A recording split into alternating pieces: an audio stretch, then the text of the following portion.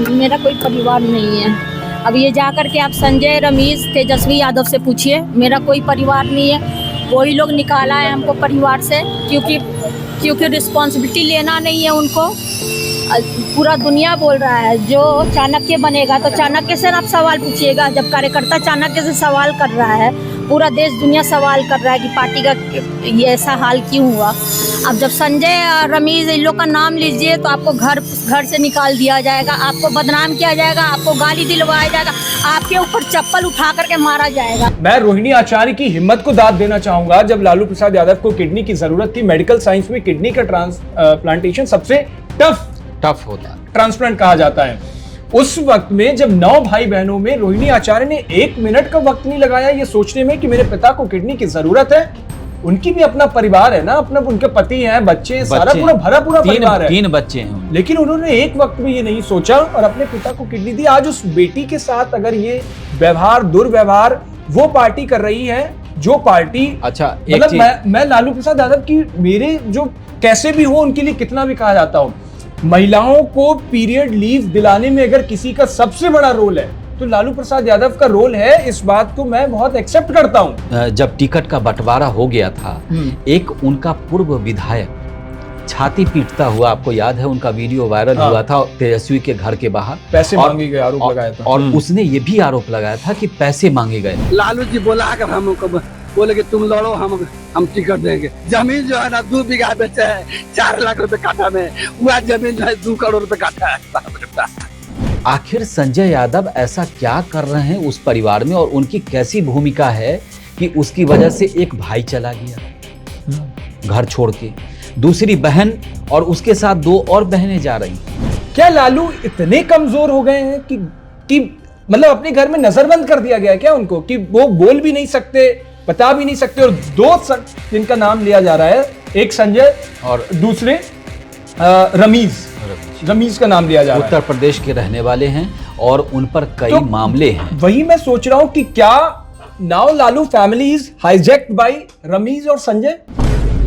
नमस्कार, भारत एक्सप्रेस देख रहे हैं आप, आपके साथ मैं हूं उज्जवल मिश्रा। मेरे साथ आपको स्क्रीन पर मेरे सहयोगी हरिशंकर कुमार जी दिख रहे होंगे। बिहार में जो कुछ चल रहा है उसको लेकर के मुझे लगता है कि अब तक आपने बहुत सारे मीडिया वेबसाइट्स पर, बहुत सारे सोशल मीडिया पर जो कुछ चला वो चला, लेकिन मुझे जो ओवरऑल बिहार को अब तक देख के लगा तो मुझे एक बहुत पुरानी कहावतें याद आ गई जो अक्सर गांव गलियारों में चला करती थी, घर टूटे गंवार लूटे। आज शायद लालू परिवार में यही हो रहा है, क्योंकि रोहिणी आचार्य का एक के बाद एक पोस्ट, पहले मीडिया में बयान आया, मीडिया में बयान आने के बाद रोहिणी आचार्य के सोशल मीडिया पर पोस्ट आई, और सोशल मीडिया पर पोस्ट आने के बाद शायद लोगों को यह यकीन करना मुश्किल हो गया कि किसी ऐसे परिवार में इस हद तक गिरा जा सकता है कि वहां पर मार पिटाई की नौबत आए, वहां पर जूते चप्पल फेंकने की नौबत आए, वो भी उस घर की उस महिला पर। मतलब किसी पर भी ये जस्टिफाई तो हो ही नहीं सकता, लेकिन वो भी उस महिला पर जो बहन वरदान देने वाली होती है, जो बहन आशीर्वाद देने वाली होती है, उस बहन को कलंकित किया जाए, उस पर आरोप लगाए जाए और उसको इतना मजबूर कर दिया जाए कि वो घुटन महसूस होने लगे उस घर में एक बार रहने। और वो क्या क्या लिख रही है रोहिणी आचार्य, शायद मुझे लगता है कि अब तक आप सबको नजर में आ गया होगा और ये बताने की जरूरत नहीं है, एक के बाद एक पोस्ट जो उन्होंने की। और ये बहुत, मुझे लगता है कि बहुत समझदारी का फैसला उन्होंने इसलिए किया क्योंकि पूरा चुनाव आपने देखा रोहिणी आचार्य शांत रही, पूरे चुनाव में कहीं ऐसी कोई सुगबुगाहट नहीं आई। और इसीलिए कहते हैं कि महिलाएं परिवार की इज्जत को बचा कर रखती हैं, लेकिन कब तक उनके मन से ये गुबार नहीं फूटता। तो शायद उन्होंने ये ठीक समझा कि जब अति हो गई, चुनाव के बाद सारे परिणाम आए और उसके बाद उन्हें ये कहना पड़ गया। इस पर आज चर्चा करेंगे। बहुत लोगों को ये राय थी कि ये एक निजी पारिवारिक मसला है, इस पर बातचीत करना ठीक नहीं, लेकिन मुझे नहीं लगता कि ये अब निजी मसला रह गया है। ये मसला हर उस महिला के ऊपर है जहां पुरुष सत्तावादी, पुरुष प्रधान मानसिकता हावी हो जाती है और घर के लड़के समझने लगते हैं कि अब ये पूरा परिवार उनकी वजह से, उनकी बदौलत चल रहा है। इस पर हम चर्चा करेंगे। हमारे साथ हरिशंकर जी हैं। तो सर, आप चूंकि लंबे वक्त से आपने बिहार की राजनीति को देखा है और लालू परिवार को लेकर के तमाम तरह से बात होती रही, मतलब पहले तेज प्रताप के साथ हुआ, घर निकाला हुआ, घर से बाहर किया गया। मुझे नहीं पता कि वो सही था, गलत था, जैसा भी हो, वक्त उसका, जब कभी इतिहास के पन्ने लिखे जाएंगे तो उसमें सही गलत दिखा जाएगा। लेकिन रोहिणी के साथ जो कुछ हो रहा है, रोहिणी को अगर ये बात वो कह रही हैं कि उनके साथ मार पिटाई हुई, सूत्रों के हवाले से ये पता लग रहा है कि तेजस्वी ने उन पर चप्पल उठाई, तेजस्वी ने हाथापाई करने की कोशिश की, हाथ उठाया, भद्दी भद्दी गालियां दी, और रोहिणी इस कदर मजबूर हो गई कि उन्हें ये उस घर काटने लगा और घर से निकल कर वो बाहर जाती है। और सिर्फ रोहिणी नहीं, बाकी की वो 3 बेटियां और राजलक्ष्मी भी, चंदा भी, वो सब निकल रही हैं अपने बच्चों के साथ और दिल्ली जा रही हैं। क्या लग रहा है, ये क्या चल रहा है लालू परिवार में और इसकी नौबत कैसे आ गई? देखिए, जो भी चल रहा है वो गलत चल रहा है। गलत इसीलिए चल रहा है कि परिवार की चीज़ें अब बाहर आ चुकी हैं। परिवार का मामला नहीं रहा। सार्वजनिक जीवन में आप हैं तो इस चीज़ को कंट्रोल नहीं कर पाए। कहीं ना कहीं पूरे परिवार पर मुझे लगता है कि लालू प्रसाद यादव का कंट्रोल नहीं है, क्योंकि वो घर में मौजूद हैं और ये सारी तमाम चीज़ें हो रही हैं। इसका मतलब कि उनकी कोई बात नहीं मान रहा, क्योंकि वो बहुत बाकी चीज़ अपनी जगह पे है, लेकिन लालू यादव बहुत होशियार व्यक्ति में से एक हैं। और पॉलिटिशियन में आप देखें तो उनकी सारी चीज़ें अपनी जगह पे है, पार्टी विचारधारा सब छोड़ दीजिए, लेकिन निजी जिंदगी में भी वो बहुत होशियार तरीके से अपने परिवार को उन्होंने चलाया। इतनी कई बेटियों की शादी की, अच्छे परिवार में की, सारा कुछ है। लेकिन अब बात उठती है, आप सवाल कर रहे हैं कि महाभारत पे। ये महाभारत दूसरी बार नहीं, तीसरी बार हो रहा है। और वो महाभारत जो ओरिजिनल वाला था वो संजय की वजह से, संजय उसमें बहुत सारी भूमिका में थे, और इसमें भी संजय हैं। संजय यादव। तेज प्रताप जब घर से निकले तो उन्होंने सीधे जयचंद की उपाधि दी। पहले तो वो मतलब संकेतों में कहते रहे कि जयचंद, और इस तरह से उनको संबोधित करते रहे। बाद में सीधे तौर पे नाम लिया। जो अभी जो लालू प्रसाद यादव की जो ये बेटी हैं, रोहिणी आचार्य हैं, ये दूसरी बार संजय का नाम ले रही हैं, संजय यादव का। संजय यादव हरियाणा के रहने वाले हैं। ये तेजस्वी यादव के अच्छे मित्र हैं, और जब क्रिकेट दोनों खेला करते थे तो दोनों की दोस्ती उसी समय हुआ करती थी। बाद में ये बिहार में उनको बहुत जिम्मेदारी मिल गई, अब तो राज्यसभा भी भेज दिया गया। अब वो बिहार में ही रहते हैं ज़्यादातर समय, और तेजस्वी के साथ आप जब भी देखेंगे वो साये की तरह साथ रहते हैं। दूसरा एक और खासियत है कि वो किसी से मिलते जुलते नहीं, वर्करों से वो डायरेक्ट टच में नहीं रहते, किसी और के माध्यम से रहते हैं। दूसरा ये है कि संजय यादव हमेशा से परिवार में मौजूद रहते हैं। वो तेजस्वी के साथ दिखेंगे, और भी है, बहुत सारे फैक्टर्स हैं। लेकिन आखिर संजय यादव ऐसा क्या कर रहे हैं उस परिवार में, और उनकी कैसी भूमिका है कि उसकी वजह से एक भाई चला गया घर छोड़ के, दूसरी बहन और उसके साथ 2 और बहनें जा रही हैं, जैसा कि सब जगह पे चल रहा है। तो मुझे लगता है कि लालू परिवार में ये बहुत बड़ा सेटबैक है, और मुझे लगता है कि इस चीज़ को वक्त रहते अगर नहीं किया गया। अब देखिए, एक और इसके साथ मिलती जुलती तीसरी चीज़ें हैं। तेज प्रताप यादव की पार्टी हालांकि पहली बार चुनाव लड़ रही है और कोई विधायक जीता नहीं है, लेकिन नैतिक के आधार पे, मोरल ग्राउंड पे वो एनडीए को समर्थन कर रहे हैं। मतलब परिवार जा कहाँ रहा है। एक पार्टी लालू यादव जिसे बनाया, उससे वो बाहर हो चुके हैं, उन्होंने अपनी पार्टी बनाई, और अब वो एनडीए के साथ जा रहे हैं। नहीं, मतलब मैं इसीलिए कहता हूं, आप राजनीतिक परिप्रेक्ष्य में कुछ भी खेलिए, जायज है। आप उत्तर प्रदेश में हमने देखा, मुलायम सिंह यादव के बाद शिवपाल यादव ने एक अलग पार्टी बनाई, अखिलेश अलग थलग हुए, बाद में एक हुए। चिराग पासवान के साथ यही हुआ, रामविलास पासवान के जाने के बाद पशुपति पारस अलग हुए। राजनीति में ये सब चलता है। आप अलग पार्टियां बनाइए, अलग, लेकिन जिस तरीके से लालू फैमिली में घर में इज्जत को लेकर खिलवाड़ हो रहा है, मतलब मुझे वो तस्वीर अभी तक मैं नहीं भूला था, और जब भी आज भी देखता हूं, बड़ी बहू किस तरीके से एक लड़की राबड़ी आवाज से घर से रोते हुए सूटकेस लेकर के निकलती है, और तमाम मीडिया चैनल्स पर उसके वीडियो वायरल हुए, लोगों ने देखे सोशल मीडिया पर, और ये यकीन करना उस वक्त मुश्किल हो रहा था कि किसी बड़े परिवार में इस तरीके से घटना घटती है कि एक लड़की, उस घर की बहू, उस घर की इज्जत रोकर के निकलती है और सामने गाड़ी में बैठकर अपने घर जाती है। और क्या क्या उन्होंने आरोप लगाए। उसके बाद फिर तेज प्रताप का तो हमने देखा ही क्या हुआ। अब अगर इस तरीके से रोहिणी आचार्य की मतलब आंसू ही है, या इस तरीके से एयरपोर्ट पर उनको ये सब कहना पड़ रहा है, और अब बाकी की बेटियां उनकी जा रही हैं, क्या लालू इतने कमजोर हो गए हैं कि कि मतलब अपने घर में नजरबंद कर दिया गया है क्या उनको, कि वो बोल भी नहीं सकते, बता भी नहीं सकते। और दो शख्स जिनका नाम लिया जा रहा है, एक संजय और दूसरे रमीज का नाम लिया जा रहा है। उत्तर प्रदेश के रहने वाले हैं और उन पर कई तो मामले हैं। वही मैं सोच रहा हूं कि क्या now Lalu family is hijacked by Ramiz और संजय। देखिए, हाईजैक, अब ये शब्द तो मैं नहीं कहूँगा, लेकिन मुझे लगता है कि परिवार में आखिर इन दोनों की ऐसी भूमिका और मजबूत भूमिका और ऐसा उन इतनी पावर उनको किसने दी? तो सीधे तौर पे तेजस्वी यादव। और उस घर में अगर अभी तक ओवरऑल देखिएगा एक पत्रकार होने के नाते, तो आपको सीधा दिखेगा कि तेजस्वी यादव पूरी घर में इस समय सबसे मजबूत व्यक्ति हैं। उन्हीं की चल रही है। और अगर लालू यादव की चल रही होती तो मुझे लगता है कि ये सारी घटनाएं नहीं होती। और ख़ास तौर से इससे सबसे पहले बहू के साथ जो हुआ, उसके बाद ये रोहिणी आचार्य वाला, उससे लालू प्रसाद यादव खुद ही बहुत अटैच है। और कोई व्यक्ति अपने रोहिणी ने लिखा कि ना मैंने पति से पूछा, ना मैंने अपने बच्चों, किसी से बात ही नहीं की, और किडनी देने के लिए उस वक्त में और इन्हीं रोहिणी के खूब कसीदे गढ़े गए, किस तरीके से सारे लोग कह रहे थे। और आज रोहिणी के साथ उस घर में ये बर्ताव हो रहा है, मतलब अनबिलीवेबल। और मतलब उसने जो आरोप लगाए हैं, ये वाकई में मतलब समझ में नहीं आ रहा कि ये देश का एक प्रतिष्ठित परिवार जो एक समय में उनकी बहुत तूती बोलती थी, 90 उसके बाद के दशक में आप देख लीजिए यूपीए 1-2 में लालू प्रसाद यादव कितने मजबूत थे। कहा यह जाता है कि कांग्रेस में वही होता था जो लालू चाहते थे। लोकसभा में उनकी तमाम चीज़ें उठा के देख लीजिए।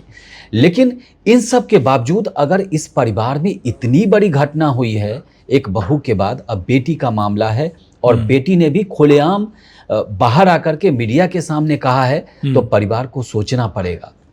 दूसरी बात है कि पॉलिटिक्स में थोड़ी बहुत चीज़ें चलती हैं, लेकिन आप पहले परिवार संभालिए। बीजेपी भी यही कह रही है। बीजेपी लगातार 2 वीडियो डाल रही है, एक तो उनकी बहू ऐश्वर्या वाला, और दूसरा जो है रोहिणी आचार्य जो बिटिया है उनकी, जो बाहर में आकर के उन्होंने ऐसा आरोप लगाया है, उनका वीडियो डाल रही है। और बीजेपी कह रही है कि बिहार की जनता ने जंगल राज से बचा लिया। मतलब इतना मतलब बीजेपी, देखिए स्वाभाविक है, अगर आप घर के मैटर को बाहर लेके जाएंगे, सड़क पर लेकर के जाएंगे, तो वो नेता हैं, उनकी फैमिली है, वो सार्वजनिक जीवन में है, तो सामने विपक्ष चाहे पक्ष जो भी सामने वाला है वो आरोप लगाएगा कि जो अब आप घर तो संभाल नहीं रहे, तो बाकी चीज़ें आप महिला की कैसे बात करती हैं।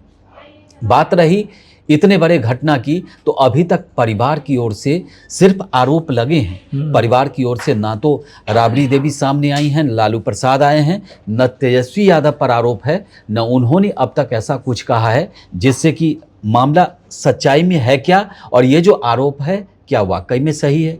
जब दोनों पक्ष का आप सुनेंगे, राबड़ी देवी भी आपको मजबूर दिखाई पड़ती है। मतलब क्या लगता है कि चलिए लालू प्रसाद यादव की एक उम्र हो गई है, उम्र के बड़े मुहाने पर वो खड़े हैं, हो सकता है कि घर में कहते ना, एक बरगद जब बूढ़ा हो जाता है तो उसकी छांव ही काफी होती है, तो लालू प्रसाद यादव के साथ वो हो सकता है। राबड़ी देवी के हाथ भी बंधे हुए लग रहे हैं क्या? देखिए, आपने घर में बड़े बेटे को साइड दरकिनार करके अगर छोटे को सब कुछ दे दिया, इसका मतलब उसको आपने बड़ा बना दिया। पहले होता था ना राजा रजवाड़ों में कि जो बड़ा बेटा है वही राजा बनेगा, पिता के बाद वही उत्तराधिकारी होगा। तो आपने उत्तराधिकारी तेज प्रताप को नहीं, तेजस्वी को चुना। अच्छा, तेजस्वी जो है वो स्वभाव से अग्रेसिव है। आप देखिए रैली, तमाम तरह की चीज़ें देखिए, उनके बयान देखिए, उनका स्टाइल देखिए। हो सकता है परिवार को लगा होगा कि सत्ता जो है ये यही बरकरार रख पाएंगे, लालू प्रसाद यादव जी की विरासत को यही कंटिन्यू कर पाएंगे और यही अच्छे से चलाएंगे। तो कुल मिलाकर के जब एक आदमी के हाथ में आपने सब कुछ सौंप दिया है, तो स्वाभाविक तौर पे आपने खुद ही मजबूत किया है, लालू प्रसाद यादव ने खुद ही मजबूत किया है। बिल्कुल। तो अगर उनके हाथ में घर की पार्टी सारी मजबूती दी गई है, तो परिवार में उन्हीं की चल रही है। लेकिन अब दूसरा मामला यह है कि अगर उनकी चल रही है तो वो किसी की सुन ही नहीं रहे। नहीं तो अगर सुन रहे होते तो आपको क्या लगता है कि एक बेटी के साथ अगर वाकई में ऐसा हुआ है तो क्या पिता उस घर में चुप बैठा होगा? क्या लालू प्रसाद यादव जो इतने वोकल थे, अभी कम बोलते हैं बीमारी की वजह से, लेकिन मुझे लगता है कि वो क्या चुप रहने वाले हैं? क्या राबड़ी देवी चुप रही होंगी? कदापि नहीं रही होंगी। लेकिन अगर ये मामला सच है तो कुल मिलाकर आप ये देखिए कि मुझे लगता है कि उनकी सुनी नहीं गई। अगर सुनी गई होती तो घर की बात एयरपोर्ट तक न पहुंचती, हम तक न पहुंचती और घर की बदनामी ना होती क्योंकि घर की बेटी हम कहते हैं लक्ष्मी, और घर की लक्ष्मी अगर बाहर में आकर के इस रूप में दिख रही है और ऐसे आरोप लगा रही है तो आप समझिए कि घर में क्या माहौल है। एक फिर मुझे ये लग रहा है कि जैसे रोहिणी आरोप लगा रही है, चप्पल फेंकी गई, रोहिणी आरोप लगा रही है, गालियां दी गई, संजय और रमीज का नाम ले रही हैं। संजय और रमीज या कोई भी थर्ड पर्सन हो, उसकी इतनी हैसियत, हिम्मत, औकात नहीं हो सकती है कि लालू यादव की बेटी, हमेशा तमगा रहेगा उनके साथ, लालू यादव की बेटी है वो, बिल्कुल है, मतलब एक किसी आदमी की हैसियत नहीं हो सकती है। इवन मुझे लगता है कि कोई भी बहुत करीबी भी हो उनका, उसकी भी हिम्मत ये नहीं होगी कि उनकी बेटी से तेज आवाज में बात भी करे। एक और इससे आपने सही कहा, एक और इससे मिलता जुलता आपको वीडियो याद दिलाता हूं। जब टिकट का बंटवारा हो गया था, एक उनका पूर्व विधायक छाती पीटता हुआ, आपको याद है, उनका वीडियो वायरल हुआ था तेजस्वी के घर के बाहर, पैसे मांगे गए, आरोप लगाया था। और उसने ये भी आरोप लगाया था कि पैसे मांगे गए। उसने सीधे तौर पे संजय यादव का नाम लिया था। संजय यादव, बस नाम ही काफी है। दूसरी बात है कि और उसने, आपको एक चीज और याद दिलाऊं, उसने अपने वो जो छाती पीट करके कपड़ा फाड़ करके रो रहा था, उसने यही कहा था कि इनको 25 सीटें नहीं आएगी तेजस्वी यादव, ध्यान रखें, हमारा सब कुछ बिक गया, हमने जमीन बेच दिया, हमने अपनी जमीन जो है मतलब सस्ते, उनके कहने का ये मतलब था कि सस्ते भाव में हमने कई बीघा जमीन बेच दी चुनाव लड़ने के लिए। और परिवार के कई लोगों ने हमको आश्वासन दिया था कि टिकट आप ही को देंगे, लेकिन अब संजय यादव ने क्या किया ये तो वो जानेंगे, लेकिन आरोप उन्हीं पर था सीधे तौर पे। लेकिन साथ ही साथ चूंकि तेजस्वी सर्वे सर्वा हैं तो आरोपों के घेरे में वही थे। और देख लीजिए वो श्राप जो है वो 25 सीट के ऊपर कितना गई पार्टी, वो तो आप देख ही रहे हैं। तो मुझे लगता है कि परिवार की चीज़ें कंट्रोल नहीं हो पाई। मैं देख रहा हूँ सोशल मीडिया पर कई जगह चल रहा है, तेजस्वी और रोहिणी की तूतू में हुई। तेजस्वी ने कहा कि तुम्हारी हाय लग गई हम लोगों को, इसलिए इलेक्शन हार गए। तेज प्रताप यादव अपने पिता से कह रहे हैं कि बस एक इशारा कीजिए, ये तमाम कार्यकर्ता जो हैं ये जयचंदों को जमीन में गाड़ देंगे। मतलब मुझे लगता है कि कहीं ना कहीं कहानी तीसरे आदमी के बीच में है। अब वो देखिए, तीसरे संजय रमीज का नाम चाहे रोहिणी ने ले लिया हो, चाहे तेज प्रताप जिन जयचंदों का जिक्र करते हो उसमें से भी कोई एक हो सकता है। लगातार वो जो कहते रहते हैं, अमूमन मुझे लगता है संजय के लिए ही कहते हैं। कई मैंने वीडियोस देखे कि हेलीकॉप्टर में जा रहे हैं तो वो जयचंद उनके साथ है। इस जयचंद या जो भी आरोप जिस पर लग रहे हैं, इसे हटाने की कुव्वत क्या तेजस्वी में नहीं है, या तेजस्वी कहीं जकड़ चुके हैं, या कुछ ऐसी चीजें तेजस्वी की उनके पास है कि तेजस्वी बाहर भी नहीं कर सकते? मजबूरी, कई बार होता है कि मजबूरी होती है कि मेरे कुछ ऐसी चीजें हैं इनके पास जो अगर मैंने इन पर शिकंजा कसा तो शायद हो सकता है कि मेरे ऊपर ही बैकफायर हो जाए, उल्टा पड़ जाए। बिल्कुल आप सही सोच रहे हैं। कुछ ना कुछ ऐसा वो परिवार का जानते हैं, तेजस्वी का जानते हैं कि उनको हटाना मुश्किल है। दूसरा एक और चीज बताऊं, तेजस्वी यादव की जो पत्नी है वो भी हरियाणा से। दूसरी बात, एक और बात है कि तो संजय की तो भाभी हुई वो, बिल्कुल हुई, लेकिन उम्र में मुझे लगता है पटना में भौजाई होंगी और वहां तो फिर उस हैसियत से बहन हुई और पटना जाकर के भौजाई हो गई। लेकिन मुझे लगता है कि इसके उलट संजय यादव, एक और चीज है, संजय ने शादी कराई थी क्या तेजस्वी की? ये हम श्योर नहीं कह सकते कि उन्होंने कराई थी, लेकिन एक और हरियाणा कनेक्शन जो उनकी पत्नी का भी है और संजय यादव का भी है। अच्छा, संजय यादव को लेकर के पार्टी के भीतर भी बहुत सारे नेता जो हैं वो लगातार सवाल उठाते हैं, लेकिन सबको पता है और किसी की हैसियत इस तरीके की नहीं है, अगर वो सवाल उठाएंगे, खुले तौर पे उठाएंगे तो पार्टी से उनकी छुट्टी हो जाएगी। इसीलिए डर के मारे कोई सवाल उठा नहीं पाता। लेकिन उनके खिलाफ जो आवाज़ें हैं वो बार बार उठती रही हैं, चाहे तेज प्रताप हों या फिर अब रोहिणी आचार्य हों। लेकिन उस आदमी को मजबूत किसने किया? मजबूत तेजस्वी ने किया। तेजस्वी को मजबूत किसने किया? तो तेजस्वी को राबड़ी देवी ने मजबूत किया, उनकी माताजी ने, पिता लालू प्रसाद यादव ने मजबूत किया। और उनको तो तभी मजबूत कर दिया था जब बड़े बेटे की जगह पे उनको सब कुछ सौंप दिया था पॉलिटिक्स का। आज ये नौबत है कि बड़ा बेटा जो है वो परिवार से अलग रहता है और वहीं से वो निशाना साधता रहता है। अब तस्वीरें लालू प्रसाद यादव के साथ ज़्यादा तस्वीरें तेज प्रताप की नहीं दिखती। हालांकि वो आशीर्वाद की बात करते हैं, लेकिन फ़ोन पर बातचीत होने की बात करते हैं। तो आप देखिए ना, एक परिवार में जो बेटा था, बड़ा बेटा था, वो परिवार से अलग हो गया, अलग पार्टी उसने बना ली। बेटी इतने सारे इल्ज़ाम के साथ बाहर निकल रही है, इतने बड़े आरोप लगा रही है अपने सगे भाई पर। तो परिवार में बहुत अच्छा नहीं चल रहा है और मुझे लगता है कि इसको वक्त रहते कंट्रोल नहीं किया गया तो यही जो हवा जो परिवार के अंदर से उठी है, यही चिंगारी जो परिवार के अंदर से उठी है, यही अगर वो नेता जिनके मन में भी संजय यादव को लेकर के कुछ ना कुछ है, तो ये मतलब पार्टी को नुकसान लगातार पहुंचाती रहेगी। सबसे बड़ी बात मुझे इसमें ये लगती है कि आरजेडी के सुप्रीमो, आरजेडी के राष्ट्रीय अध्यक्ष लालू प्रसाद यादव कहाँ हैं? इन जो समीकरण सेट करते हैं, एक सवाल मैं आपसे लंबे दौर तक अपनी पार्टी को संभाला, आज वो इतने निरीह, इतने कमजोर नजर आ रहे हैं। एक सवाल मैं आपको पूछूं कि इस तमाम घटना जो आप हमसे सवाल पूछ रहे थे और मैं भी आपसे पूछना ही चाहता हूं कि ये जो तमाम घटना आप देख रहे हैं, इसमें लालू यादव की खामोशी क्या क्या कहती है? मुझे लगता है, इसीलिए मैं पूछ रहा हूँ ना, लालू यादव, अभी आपने देखा चुनाव में लालू यादव इतने बीमार, इतने कमजोर थे, लेकिन उसके बावजूद भी लालू यादव अपनी उस वैनिटी वैन में निकले थे। रोड शो किया था लालू यादव ने, दानापुर गए थे लालू यादव, रीतलाल के लिए एक रोड शो किया था। रीतलाल जेल में बंद हैं इन दिनों और वहां से अभी जब रिजल्ट आया तो रामकृपाल जीत गए एनडीए के कैंडिडेट थे। लालू प्रसाद यादव उनके लिए रोड शो करने गए थे। लालू प्रसाद यादव पटना से निकले थे, पटना में भी रोड शो किया था। मतलब उनकी प्रासंगिकता भी राजनीति में है, इसको दरकिनार नहीं किया जा सकता है। और इसीलिए आप जब जब चुनावों का जिक्र होता है तो ऐसा कहा जाता है कि लालू प्रसाद यादव ही, लेकिन इन दिनों अब मैं देख रहा हूं कि लालू प्रसाद यादव को शायद उनके ही घर में उन्हें नजरबंद कर दिया गया, उन्हें कमजोर घोषित कर दिया गया। और इसीलिए आप देखो, मैं रोहिणी आचार्य की हिम्मत को दाद देना चाहूंगा। जब लालू प्रसाद यादव को किडनी की जरूरत थी, मेडिकल साइंस में किडनी का ट्रांसप्लांटेशन सबसे टफ होता है, ट्रांसप्लांट कहा जाता है। उस वक्त में जब 9 भाई बहनों में रोहिणी आचार्य ने 1 मिनट का वक्त नहीं लगाया ये सोचने में कि मेरे पिता को किडनी की जरूरत है।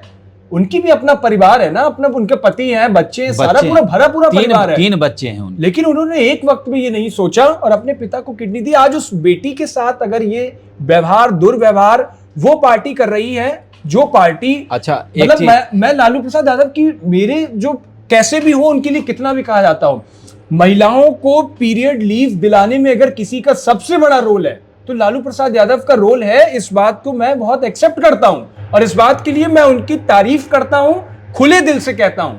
लेकिन वो लालू प्रसाद यादव आज इस मुहाने पर क्यों आकर के खड़े हो गए हैं कि बोल नहीं पा रहे हैं? और अपनी बेटी के लिए इतना कमजोर तो कभी कोई पिता नहीं होता है। मतलब पिता कितना भी बूढ़ा हो जाए लेकिन अपने बच्चों की हिफाजत के लिए वो हमेशा खड़ा होता है। लालू प्रसाद यादव की कमजोरी, मुझे लगता है कि ये बहुत कुछ बयां कर रही है और आज जो कुछ उस परिवार में हो रहा है वो बहुत सोचने लायक है। इस पर आप बताइएगा कि कैसे देखते हैं। और तमाम बेटियों के साथ जो कुछ हो रहा है वो बहुत निंदनीय भी है, चिंताजनक भी है और ये क्या नए समीकरण सेट करेगा ये जरूर बताइएगा। फिलहाल इस चर्चा में इतना ही। देश और दुनिया की बाकी तमाम खबरों के लिए देखते रहिए भारत एक्सप्रेस।